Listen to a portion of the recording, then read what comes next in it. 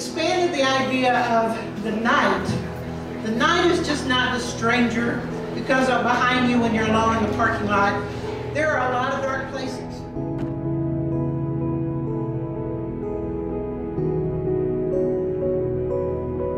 Been doing this for 12 years, and you know, I don't do it for fame or anything like that. I do it to hopefully touch someone out in the audience that's being abused and give them some kind of strength and hope that they do not have to live that way anymore, that they are somebody. And you know, I know it's hard to get away, but you know, once you do, if you can stay away, there's a wonderful life that you can live.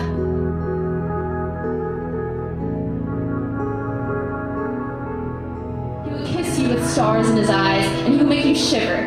He will ask you to go somewhere a bit more private, and you will oblige.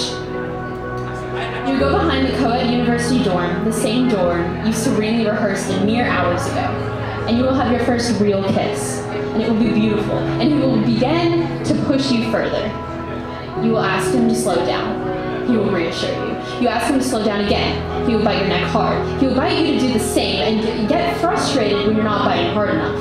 You'll be so worried you're doing it wrong that you'll miss all the warning signs you ought to feel in your gut. Rape culture is when survivors who come forward are asked, "Were you drinking?" Rape culture is when people say, "She was asking for it." Rape culture is when we teach women how not to be raped instead of teaching men to not rape. These conversations were hushed, they were quiet, they were whispers from woman to woman, because that's who it happened to. These are conversations of tortured souls looking for hope, looking for something to bring them back to some sort of semblance of the person that they were before this happened, or before this happened to someone that they love. I am sick of hearing I am sorry from every single individual who has done nothing to me, but I can feel that they are sorry, and I think that's the worst part. Because those responsible for the malice will never feel a sense of apology for what they truthfully have done.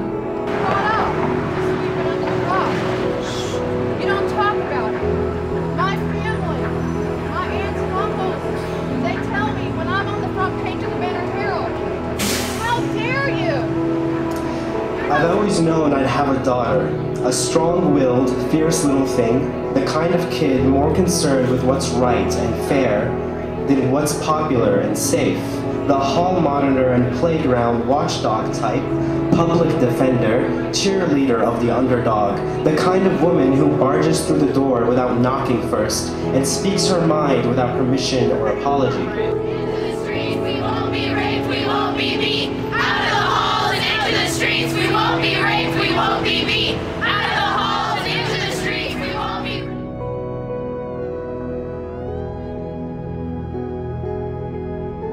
Live on. Don't let your rape define your life or who you are, because it's no choice you made. Those who seek out to strip others of their power, control, and say are not worth our lives and energy when we have so much life to live beyond their atrocity. They are not worth our livelihood, but we are worth so much more than they could ever begin to comprehend. Be the flame that burns on, through the wind, through the rain, through the hardships, and never forget the fire within each and every one of us that continues to burn on despite all efforts to be blown out.